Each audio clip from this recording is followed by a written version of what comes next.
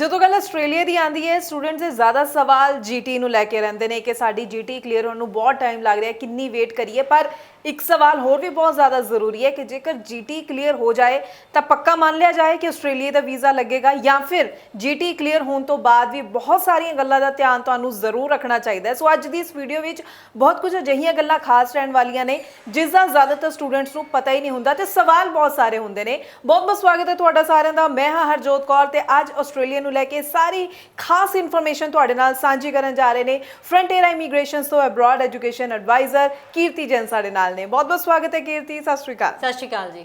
ਸੋ ਕੀਰਤੀ, ਜੋ ਮੈਂ ਸ਼ੁਰੂਆਤ ਵਿੱਚ ਗੱਲ ਕੀਤੀ ਹੈ, ਹਾਲਾਂਕਿ ਮੈਂ ਇਹ ਸਵਾਲ ਵੀ ਜ਼ਰੂਰ ਰੱਖਾਂਗੀ ਕਿ ਕਿੰਨੀ ਦੇਰ ਸਟੂਡੈਂਟਸ ਜੀਟੀ ਲਈ ਵੇਟ ਕਰਨ ਕਲੀਅਰ ਹੋਣ ਦੀ, ਪਰ ਬਹੁਤ ਵੱਡੀ ਇੱਕ ਗੱਲ ਹੈ ਕਿ ਜੀਟੀਈ ਕਲੀਅਰ ਹੋਣ ਨੂੰ ਕੀ ਮੰਨ ਲਿਆ ਜਾਏ ਵੀਜ਼ਾ ਪੱਕਾ ਲੱਗੇਗਾ ਹੀ ਲੱਗੇਗਾ, ਜਾਂ ਫਿਰ ਉਸ ਤੋਂ ਬਾਅਦ ਵੀ ਕਈ ਤਰ੍ਹਾਂ ਦੇ ਚੈਲੰਜਸ ਹੁੰਦੇ ਨੇ? ਨਹੀਂ, ਬਿਲਕੁਲ ਵੀ ਨਹੀਂ। ਯੈਸ, ਜੀਟੀ ਇੱਕ ਬਹੁਤ ਵੱਡਾ ਫੈਕਟਰ ਹੈ ਆਪਣਾ ਆਸਟ੍ਰੇਲੀਆ ਦੀ। ਆਪਾਂ ਜਦੋਂ ਗੱਲ ਕਰਦੇ ਹਾਂ ਵੀਜ਼ਾ ਲੈਣ ਲਈ, ਕਿਉਂਕਿ ਜਦੋਂ ਆਪਣੀ ਜੀਟੀ ਕਲੀਅਰ ਹੋਊਗੀ ਤਾਂ ਸਾਡੀ ਸੀਓਈ ਆਊਗੀ, ਦੈਨ ਅਸੀਂ ਕਿਤੇ ਨਾ ਕਿਤੇ ਆਪਣੀ ਐਮਬੈਸੀ ਵਿੱਚ ਫਾਈਲ ਲਾ ਸਕਦੇ ਹਾਂ। ਪਹਿਲੀ ਗੱਲ ਤਾਂ ਮੈਂ ਪਹਿਲਾ ਕੁਐਸਚਨ ਤੁਹਾਡਾ ਕਲੀਅਰ ਕਰਾਂਗੀ ਕਿ ਜੀਟੀ ਕਿੰਨੇ ਟਾਈਮ ਤੱਕ ਅਸੀਂ ਵੇਟ ਕਰ ਸਕਦੇ ਹਾਂ। ਸੋ ਕੋਈ ਵੀ ਯੂਨੀਵਰਸਿਟੀ ਉਹਤੇ ਅਪ ਟੂ 6 ਮੰਥਸ ਤੱਕ ਦਾ ਟਾਈਮ ਲੈ ਸਕਦੀ ਹੈ। ਕਈਆਂ ਦੀ ਜੀਟੀ 15 ਦਿਨ ਵਿੱਚ ਵੀ ਕਲੀਅਰ ਹੋ ਜਾਂਦੀ ਹੈ, 3 ਮਹੀਨੇ ਵੀ ਲੱਗ ਜਾਂਦੇ ਨੇ। ਸੋ ਮੈਕਸਿਮਮ 6 ਮੰਥਸ ਤੱਕ ਦਾ ਤਾਂ ਨਾਰਮਲ ਪ੍ਰੋਸੈਸ ਹੁੰਦਾ ਹੀ ਹੁੰਦਾ, ਕਿਉਂਕਿ ਯੂਨੀਵਰਸਿਟੀ ਟੂ ਯੂਨੀਵਰਸਿਟੀ ਵੇਰੀ ਕਰਦਾ ਹੈ। ਬਟ ਹਾਂ, ਜੇ ਆਪਾਂ ਗੱਲ ਕਰੀਏ ਕਿ ਜੀਟੀ ਕਲੀਅਰ ਹੋਣ ਤੋਂ ਬਾਅਦ ਕੀ ਇਹ ਸ਼ੋਰ ਹੈ ਕਿ ਬੱਚਾ ਇਹ ਮੰਨ ਲੇ ਕਿ ਵੀਜ਼ਾ ਆ ਜਾਊਗਾ, ਸੋ ਨਹੀਂ। ਕਿਉਂਕਿ ਜੀਟੀ ਦਾ ਜਿਹੜਾ ਕ੍ਰਾਈਟੇਰੀਆ ਕਿਤੇ ਨਾ ਕਿਤੇ ਯੂਨੀਵਰਸਿਟੀ ਦੇ ਲਈ ਹੈ, ਕਿਉਂਕਿ ਸੀਓਈ ਇੱਕ ਬਹੁਤ ਮੇਜਰ ਡਾਕੂਮੈਂਟ ਹੈ ਜਿਹੜਾ ਰਿਕੁਆਇਰਡ ਹੈ ਜੇ ਆਪਾਂ ਕੱਲ੍ਹ ਐਮਬੈਸੀ ਵਿੱਚ ਫਾਈਲ ਲੈਣੀ ਹੈ ਜਾਂ ਵੀਜ਼ਾ ਲੈਣਾ ਹੈ। ਬਟ ਜੀਟੀ ਕਲੀਅਰੈਂਸ ਦਾ ਮਤਲਬ ਆ ਨਹੀਂ ਹੈ ਕਿ ਤੁਹਾਡਾ ਵੀਜ਼ਾ ਆਈ ਜਾਊਗਾ, ਕਿਉਂਕਿ ਜੀਟੀ ਤੋਂ ਬਾਅਦ ਹੀ ਜਦੋਂ ਆਪਣੀ ਕਲੀਅਰ ਹੋ ਜਾਂਦੀ ਹੈ, ਯੂਨੀਵਰਸਿਟੀ ਸਾਡੇ ਤੋਂ ਰਿਕੁਐਸਟ ਕਰਦੀ ਹੈ ਕਿ ਅਸੀਂ ਆਪਣੀ ਫੀਸ ਪੇ ਕਰੀਏ, ਸੋ ਦੈਟ ਕਿ ਉਹਨਾਂ ਦੀ ਜਦੋਂ ਫਾਰਮੈਲਿਟੀਜ਼ ਕੰਪਲੀਟ ਹੋਗੀ ਤਾਂ ਉਹ ਸੀਓਈ ਰਿਲੀਜ਼ ਕਰਦੇ हैं। बट कई बार जो ਅਸੀਂ ਬੱਚਾ ਜਿਹੜਾ ਹੈ ਉਹ ਜੀਟੀ ਲਈ ਵੇਟ ਵੀ ਕਰਦਾ ਹੈ 2 ਮਹੀਨੇ 3 ਮਹੀਨੇ, ਜੀਟੀ ਕਲੀਅਰੈਂਸ ਤੋਂ ਬਾਅਦ ਵੀ ਕਈ ਵਾਰੀ ਯੂਨੀਵਰਸਿਟੀ ਸੀਓਈ ਦੇਣ ਨੂੰ ਵੀ ਮਨਾ ਕਰ ਦਿੰਦੀ ਹੈ, ਜੋ ਕਿ ਮੇਜਰ ਡਾਕੂਮੈਂਟ ਹੈ ਜੇ ਆਪਾਂ ਐਮਬੈਸੀ ਵਿੱਚ ਫਾਈਲ ਲਾਣੀ ਹੈ।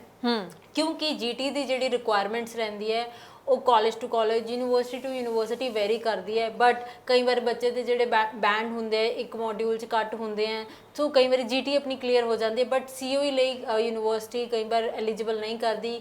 ਮੇਨਲੀ ਇਹ ਕੇਸਿਸ ਹੁੰਦੇ ਆ ਜਦੋਂ ਬੱਚਾ ਡਿਪਲੋਮਾ ਟੂ ਡਿਗਰੀ ਪ੍ਰੋਗਰਾਮਸ ਲੈਂਦਾ ਹੈ, ਕਿਉਂਕਿ ਜਾਂ ਫਿਰ ਉਹਦਾ ਜਿਹੜਾ ਕਾਲਜ ਹੈ ਕਾਲਜ ਟੂ ਯੂਨੀਵਰਸਿਟੀ ਉਹ ਚੇਂਜ ਕਰ ਰਿਹਾ ਹੈ। ਸੋ ਉੱਥੇ ਕਈ ਵਾਰੀ ਕਾਲਜ ਦੀ ਰਿਕੁਆਇਰਮੈਂਟ ਡਿਫਰੈਂਟ ਹੁੰਦੀ ਹੈ ਤੇ ਯੂਨੀਵਰਸਿਟੀ ਦੀ ਰਿਕੁਆਇਰਮੈਂਟ ਡਿਫਰੈਂਟ ਰਹਿੰਦੀ ਹੈ, ਤੇ ਕਈ ਵਾਰੀ ਯੂਨੀਵਰਸਿਟੀ ਸਾਡੀ ਜਿਹੜੀ ਹੈ ਉਹ ਸੀਓਈ ਨੂੰ ਮਨਾ ਕਰ ਦਿੰਦੀ ਹੈ।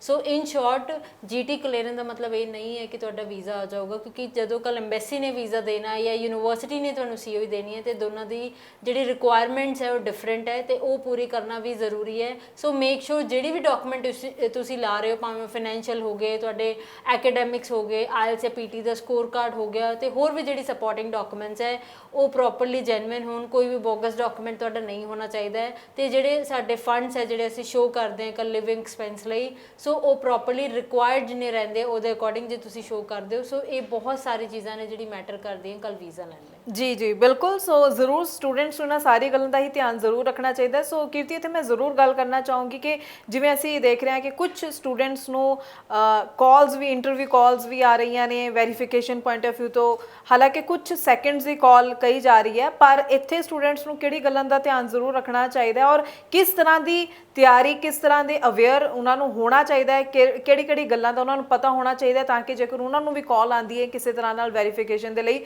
ਤਾਂ ਉਹ ਰਾਈਟ ਆਨਸਰ ਦੇ ਸਕਣ? ਬਿਲਕੁਲ, ਇੰਟਰਵਿਊ ਡਿਫਰੈਂਟ ਸਟੇਜ ਤੇ ਆ ਸਕਦੇ ਹੈ। ਕਈ ਵਾਰ ਬੱਚੇ ਨੂੰ ਆਫਰ ਲੈਟਰ ਲੈਣ ਲਈ ਵੀ ਯੂਨੀਵਰਸਿਟੀ ਵੱਲੋਂ ਇੰਟਰਵਿਊ ਆ ਸਕਦੀ ਹੈ। ਕਈ ਵਾਰ ਜਦੋਂ ਬੱਚੇ ਦੀ ਫਾਈਲ ਐਮਬੈਸੀ ਦੇ ਵਿੱਚ ਹੁੰਦੀ ਹੈ ਤਾਂ ਇੰਟਰਵਿਊ ਆ ਸਕਦੇ ਹੈ। ਸੋ ਸਭ ਤੋਂ ਪਹਿਲਾਂ ਤਾਂ ਮੇਰੀ ਬੱਚਿਆਂ ਲਈ ਆਹੀ ਸੁਜੈਸ਼ਨ ਕਿ ਜਦੋਂ ਵੀ ਤੁਸੀਂ ਯੂਨੀਵਰਸਿਟੀ ਦੇ ਵਿੱਚ ਆਸਟ੍ਰੇਲੀਆ ਦੇ ਵਿੱਚ ਆਪਣਾ ਆਫਰ ਲੈਟਰ ਅਪਲਾਈ ਕੀਤਾ ਹੈ, ਸੋ ਮੇਕ ਸ਼ੋਰ ਤੁਸੀਂ ਮੈਂਟਲੀ ਪ੍ਰਿਪੇਅਰ ਰਹਿਣਾ ਇਸ ਚੀਜ਼ ਦਾ। ਜ਼ਰੂਰੀ ਨਹੀਂ ਹੈ ਇੰਟਰਵਿਊ ਹੈ, ਬਟ ਦੇਰ ਆਰ ਚਾਂਸਿਸ। ਸੋ ਜਦੋਂ ਆਪਾਂ ਚਾਂਸਿਸ ਦੀ ਗੱਲ ਕਰਦੇ ਹਾਂ ਤੇ ਉਹ ਚੀਜ਼ ਹੋ ਵੀ ਸਕਦੀ ਹੈ। ਸੋ ਜੇ ਤੁਸੀਂ ਉਹਦੇ ਲਈ ਮੈਂਟਲੀ ਪ੍ਰਿਪੇਅਰ ਹੋਵੋਗੇ, ਪ੍ਰਿਪਰੇਸ਼ਨ ਕਰਕੇ ਰੱਖੋਗੇ, ਤੇ ਤੁਹਾਡੇ ਲਈ ਕਿਤੇ ਨਾ ਕਿਤੇ ਈਜ਼ੀ ਹੋ ਜਾਊਗਾ। ਕਈ ਬੱਚੇ ਨੂੰ ਬਹੁਤ ਜ਼ਿਆਦਾ ਫੋਬੀਆ ਰਹਿੰਦਾ ਹੈ ਕਿ ਇੰਟਰਵਿਊ ਆਊਗੀ, ਪਤਾ ਨਹੀਂ ਕਿੱਦਾਂ ਦੀ ਹੋਊਗੀ, ਮੈਂ ਆਨਸਰ ਕਰ ਪਾਵਾਂਗੇ ਜਾਂ ਨਹੀਂ ਕਰ ਪਾਊਂਗਾ।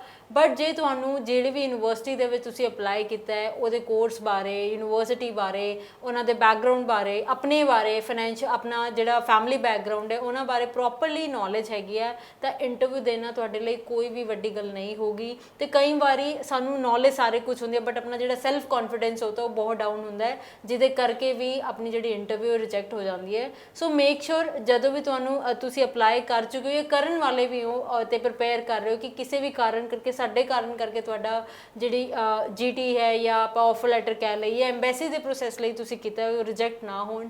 ਤੇ ਉਹਦੇ ਲਈ ਜੇ ਤੁਹਾਨੂੰ ਆਪਣੇ ਬਾਰੇ ਐਕੂਰੇਟ ਇਨਫੋਰਮੇਸ਼ਨ ਹੈ ਤੇ ਕੌਨਫੀਡੈਂਸ ਬਹੁਤ ਮੈਟਰ ਕਰਦਾ ਹੈ। ਤੇ ਕੌਨਫੀਡੈਂਸ ਤਾਂ ਹੀ ਆਉਂਦਾ ਜਦੋਂ ਸਾਨੂੰ ਪ੍ਰੋਪਰ ਨੌਲੇਜ ਹੋਣ ਤੇ ਤੁਹਾਨੂੰ ਬਹੁਤ ਸਾਰੀ ਚੀਜ਼ਾਂ ਦਾ ਧਿਆਨ ਰੱਖਣਾ, ਜਿਵੇਂ ਕਿ ਮੈਂ ਛੋਟੇ ਛੋਟੇ ਫੈਕਟਰਸ ਦੀ ਗੱਲ ਕੀਤੀ ਹੈ ਕਿ ਤੁਹਾਨੂੰ ਯੂਨੀਵਰਸਿਟੀ ਬਾਰੇ, ਕਿਹੜਾ ਕੋਰਸ ਲਿੱਤਾ ਹੈ, ਕਿਹੜੀ ਯੂਨੀਵਰਸਿਟੀ ਵਿੱਚ ਜਾ ਰਹੇ ਹੋ ਤੇ ਰੈਂਕਿੰਗ ਕਿੱਦਾਂ ਦੀ ਹੈ ਉਹਦੀ, ਤੁਹਾਡਾ ਫੈਮਿਲੀ ਬੈਕਗ੍ਰਾਉਂਡ ਕਿੱਦਾਂ ਹੈ, ਤੁਹਾਡੇ ਐਕੈਡੈਮਿਕਸ ਬਾਰੇ ਤੁਹਾਡਾ ਗੈਪ ਹੈ ਤੇ ਉਹਨੂੰ ਕਿਵੇਂ ਜਸਟੀਫਾਈ ਕਰਨਾ। ਸੋ ਇਹ ਬਹੁਤ ਛੋਟੀ ਛੋਟੀ ਗੱਲਾਂ ਨੇ ਬਟ ਜੇ ਤੁਹਾਨੂੰ ਕਲੀਅਰ ਹੋਣਗੇ ਤਾਂ ਇੰਟਰਵਿਊ ਦੇਣਾ ਤੁਹਾਡੇ ਲਈ ਬਹੁਤ ਹੀ ਈਜ਼ੀ ਰਹੂਗਾ। ਬਿਲਕੁਲ ਸਹੀ ਗੱਲ ਹੈ। ਸੋ ਅਸੀਂ ਇਹੀ ਚਾਹੁੰਦੇ ਹਾਂ ਕਿ ਸਟੂਡੈਂਟਸ ਹਰ ਗੱਲ ਤੋਂ ਅਵੇਅਰ ਰਹਿਣ ਤੇ ਇਸ ਲਈ ਅਸੀਂ ਇਹਨਾਂ ਵੀਡੀਓਜ਼ ਦੇ ਜ਼ਰੀਏ ਹਰ ਇੱਕ ਖਾਸ ਗੱਲ ਤੁਹਾਡੇ ਨਾਲ ਸਾਂਝੀ ਵੀ ਕਰਦੇ ਹਾਂ। ਜੇਕਰ ਤੁਸੀਂ ਅਪਲਾਈ ਕੀਤਾ ਹੋਇਆ ਆਸਟ੍ਰੇਲੀਆ ਲਈ ਜਾਂ ਫਿਰ ਹਲੇ ਅਪਲਾਈ ਕਰਨ ਬਾਰੇ ਸੋਚ ਰਹੇ ਹੋ ਤਾਂ ਇਹਨਾਂ ਗੱਲਾਂ ਦਾ ਧਿਆਨ ਤੁਸੀਂ ਜ਼ਰੂਰ ਰੱਖੋ। ਸੋ ਕਿਉਂਕਿ ਇੱਥੇ ਜਦ ਗੱਲ ਅੱਜ ਆਪਾਂ ਖਾਸ ਤੌਰ ਤੇ ਜਿਵੇਂ GT ਨੂੰ ਲੈ ਕੇ ਗੱਲ ਕਰ ਰਹੇ ਹਾਂ ਤਾਂ GTE ਕਲੀਅਰ ਹੋਣ ਚ ਕਿੰਨਾ ਟਾਈਮ, ਇਹ ਤਾਂ ਸਵਾਲ ਹਮੇਸ਼ਾ ਸਟੂਡੈਂਟਸ ਦਾ ਰਹਿੰਦਾ ਹੀ ਹੈ। ਪਰ ਕਈ ਵਾਰੀ ਅਸੀਂ ਕੁਝ ਸਟੂਡੈਂਟਸ ਦੀ ਪ੍ਰੋਫਾਈਲਸ ਦੇਖਦੇ ਹਾਂ ਜਦੋਂ ਸਾਡੇ ਤੱਕ ਸਵਾਲ ਪਹੁੰਚਾਉਂਦੇ ਨੇ ਕਿ ਬਹੁਤ ਟਾਈਮ ਸਟੂਡੈਂਟਸ ਵੇਟ ਕਰਦੇ ਰਹਿ ਜਾਂਦੇ ਨੇ ਤੇ ਅਸੀਂ ਸਾਰੇ ਜਾਣਦੇ ਹਾਂ ਕਿ ਹੁਣ ਰੀਸੈਂਟ ਪਾਸਟਰ ਸਟੂਡੈਂਟ ਨੂੰ ਹੀ ਲਿਆ ਜਾਂਦਾ ਹੈ। ਕਿੰਨੀ ਕੁ ਵੇਟ ਜਾਇਜ਼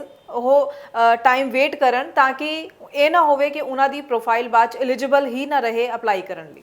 ਬਿਲਕੁਲ ਜੇ ਅਸੀਂ GT ਦੀ ਗੱਲ ਕਰਦੇ ਹਾਂ ਸੋ ਅਪ ਟੂ 6 ਮੰਥਸ ਮੈਂ ਹਮੇਸ਼ਾ ਹੀ ਕਹਿੰਦੀ ਕਿ ਕੁਝ ਯੂਨੀਵਰਸਿਟੀ ਕਾਫੀ ਘੱਟ ਹੁੰਦੀ ਹੈ ਬਟ ਹੁੰਦੀ ਹੈ ਜਿਹੜੀ 6-6 ਮਹੀਨੇ ਵੀ ਲੈ ਜਾਂਦੀ ਹੈ।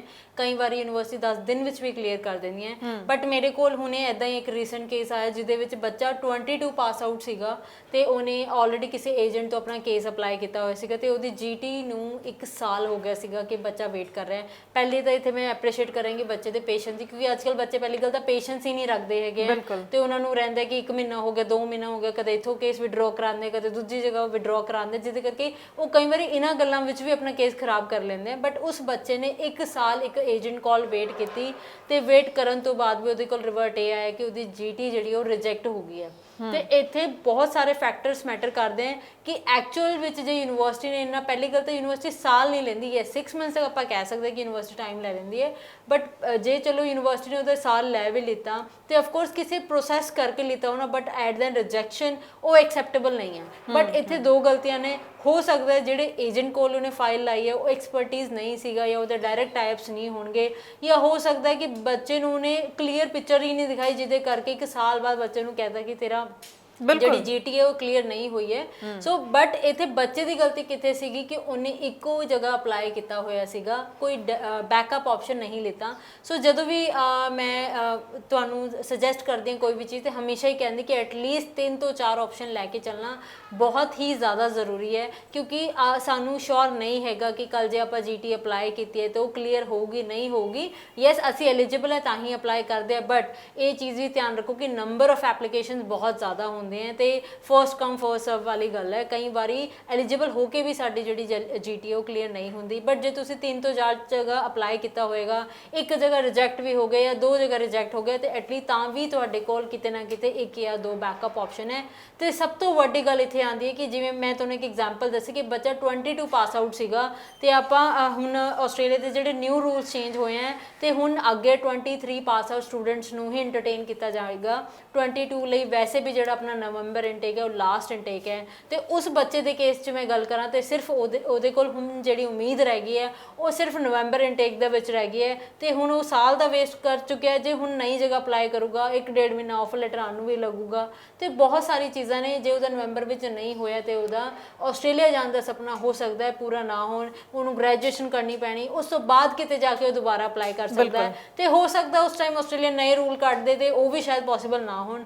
ਤੇ ਇਸ ਐਗਜ਼ਾਮਪਲ ਦੇ ਥਰੂ ਮੈਂ ਤੁਹਾਨੂੰ ਇਹ ਸਮਝਾਉਣਾ ਚਾਹੁੰਦੀ ਹੈ ਕਿ ਵਿਸ਼ਵਾਸ ਕਰਨਾ ਜ਼ਰੂਰੀ ਹੈ। ਅੰਧ ਵਿਸ਼ਵਾਸ ਕਦੇ ਵੀ ਸਹੀ ਨਹੀਂ ਜਾਂਦਾ। ਸੋ ਮੇਕ ਸ਼ੋਰ ਜੇ ਤੁਸੀਂ ਕਿਤੇ ਅਪਲਾਈ ਕੀਤਾ ਹੈ, ਮੇਕ ਸ਼ੋਰ ਉਹਦੇ ਬਾਰੇ ਤੁਹਾਨੂੰ ਪਤਾ ਹੋਣਾ ਬਹੁਤ ਜ਼ਰੂਰੀ ਹੈ, ਐਕਸਪਰਟੀਜ਼ ਹੋਣਾ ਬਹੁਤ ਜ਼ਰੂਰੀ ਹੈ, ਡਾਇਰੈਕਟ ਟਾਈਪਸ ਹੋਣਾ ਬਹੁਤ ਜ਼ਰੂਰੀ ਹੈ। ਐਂਡ ਦੈਨ ਬੈਕਅਪ ਆਪਸ਼ਨ ਤੁਸੀਂ ਹਮੇਸ਼ਾ ਹੀ ਆਪਣੇ ਕੋਲ ਰੱਖਣੇ ਹੈ, ਕਿਉਂਕਿ ਜੇ ਬੈਕਅਪ ਪਲਾਨ ਲੈ ਕੇ ਚੱਲੋਗੇ ਤੇ ਤੁਸੀਂ ਕਿਤੇ ਵੀ ਮਾਰ ਨਹੀਂ ਖਾਓਗੇ। ਅੱਜ ਉਸ ਬੱਚੇ ਨੇ ਹੋਰ ਜਗ੍ਹਾ ਆਫਰ ਲੈਟਰ ਅਪਲਾਈ ਕੀਤਾ ਹੁੰਦਾ, ਸੋ ਸ਼ਾਇਦ ਉਹਦਾ ਸਾਲ ਵੇਸਟ ਨਾ ਜਾਂਦਾ ਤੇ ਕਿਤੇ ਨਾ ਕਿਤੇ ਸ਼ਾਇਦ ਉਹਦੀ ਐਮਬੈਸੀ ਵਿੱਚ ਫਾਈਲ ਲੱਗੀ ਹੁੰਦੀ ਹੈ, ਰਿਜ਼ਲਟ ਦੀ ਵੇਟ ਕਰ ਰਿਹਾ ਹੁੰਦਾ। ਸੋ ਮੇਕ ਸ਼ੋਰ ਤੁਸੀਂ ਕਿਤੇ ਵੀ ਅਪਲਾਈ ਕਰਦੇ ਹੋ ਆਪਸ਼ਨਸ ਲੈ ਕੇ ਚੱਲੋ, ਐਲੀਜੀਬਿਲਿਟੀ ਫੈਕਟਰ ਨੂੰ ਕਾਊਂਟ ਕਰਕੇ ਚੱਲੋ। ਤੇ ਜੀਟੀ ਜੇ ਤੁਹਾਡੀ ਇੱਕ ਯੂਨੀਵਰਸਿਟੀ ਵਿੱਚ ਕਲੀਅਰ ਹੋ ਵੀ ਗਈ ਹੈ ਤੇ ਸ਼ੋਰਟੀ ਨਹੀਂ ਹੈਗੀ ਕਿ ਵੀਜ਼ਾ ਆਊਗਾ, ਕਿਉਂਕਿ ਸੀਓਈ ਲਈ ਵੀ ਯੂਨੀਵਰਸਿਟੀ ਦੀ ਆਪਣੀ ਟਰਮਸ ਹੈ। ਐਮਬੈਸੀ ਨੇ ਸਿਰਫ ਐਕੈਡੈਮਿਕਸ ਵੇਖ ਕੇ ਤੁਹਾਨੂੰ ਵੀਜ਼ਾ ਨਹੀਂ ਦੇਣਾ ਹੈ, ਹੋਰ ਵੀ ਬਹੁਤ ਫੈਕਟਰਸ ਨੇ ਜਿਹੜੇ ਮੈਟਰ ਕਰਦੇ ਆ। ਤਾਂ ਹੀ ਅਸੀਂ ਏਜੰਟ ਕੋਲ ਫਾਈਲ ਲਾਉਣ ਜਾਂਦੇ। ਜੇ ਆਪਣੀ ਜੀਟੀ ਤੇ ਹੀ ਵੀਜ਼ਾ ਆ ਜਾਂਦੇ ਤਾਂ ਸ਼ਾਇਦ ਕਿਸੇ ਨੂੰ ਵੀ ਏਜੰਟ ਦੀ ਲੋੜ ਨਹੀਂ ਪਊਗੀ। ਸੋ ਮੇਕ ਸ਼ੋਰ ਇਹ ਫੈਕਟਰਸ ਦਾ ਤੁਸੀਂ ਧਿਆਨ ਰੱਖੋਗੇ ਤੇ ਤੁਹਾਡੇ ਲਈ ਵੀਜ਼ਾ ਲੈਣਾ ਬਹੁਤ ਸੌਖਾ ਹੋਊਗਾ। ਸੋ ਹਮੇਸ਼ਾ ਹੀ ਕਹਿੰਦੀ ਹਾਂ ਅਧੂਰੀ ਨੌਲੇਜ ਹਮੇਸ਼ਾ ਹੀ ਡੇਂਜਰਸ ਹੁੰਦੀ ਹੈ ਤੇ ਕੰਪਲੀਟ ਨੌਲੇਜ ਹੋਣਾ ਬਹੁਤ ਜ਼ਰੂਰੀ ਹੈ। ਤੇ ਮੈਂ ਆਪਣੇ ਵੀਡੀਓ ਦੇ ਥਰੂ ਵੀ ਤੁਹਾਨੂੰ ਇਹੀ ਮੈਸੇਜ ਦੇਣਾ ਚਾਹੁੰਦੀ। ਜੀ ਜੀ ਬਿਲਕੁਲ। ਸੋ ਮੈਂ ਉਮੀਦ ਕਰਦੀ ਹਾਂ ਸਟੂਡੈਂਟਸ ਦੇ ਬਹੁਤ ਸਾਰੇ ਸਵਾਲਾਂ ਦੇ ਜਵਾਬ ਅੱਜ ਇੱਕ ਵਾਰ ਫਿਰ ਤੋਂ ਤੁਹਾਨੂੰ ਇਸ ਵੀਡੀਓ ਦੇ ਜ਼ਰੀਏ ਮਿਲੇ ਹੋਣਗੇ। ਤੇ ਬਹੁਤ ਬਹੁਤ ਥੈਂਕਸ ਕੀਰਤੀ, ਤੁਸੀਂ ਜੀਟੀ ਨੂੰ ਲੈ ਕੇ ਬਹੁਤ ਸਾਰੇ ਪੁਆਇੰਟਸ ਕਲੀਅਰ ਕੀਤੇ ਨੇ। ਜੋ ਵੀ ਕਨਫਿਊਜ਼ਨ ਸੀ ਸਟੂਡੈਂਟਸ ਦੀ ਉਹ ਕਲੀਅਰ ਜ਼ਰੂਰ ਹੋਈ ਹੋਵੇਗੀ। ਬਾਕੀ ਕੋਈ ਡਾਊਟ ਹੈ ਤਾਂ ਇਸ ਨੰਬਰ ਤੇ ਕਾਲ ਕਰ ਸਕਦੇ ਹੋ, ਕਮੈਂਟ ਸੈਕਸ਼ਨ ਵਿੱਚ ਵੀ ਆਪਣੇ ਸਵਾਲ ਤੁਸੀਂ ਜ਼ਰੂਰ ਰੱਖ ਸਕਦੇ ਹੋ। ਅੱਗੋਂ ਵੀ ਅਸੀਂ ਤੁਹਾਡੇ ਲਈ ਹੋਰ ਇਨਫੋਰਮੇਟਿਵ ਵੀਡੀਓਜ਼ ਲੈ ਕੇ ਆਉਂਦੇ ਰਹਾਂਗੇ। ਫਿਲਹਾਲ ਲਈ ਦਿਓ ਜੀ ਇਜਾਜ਼ਤ। ਧੰਨਵਾਦ। Thank you.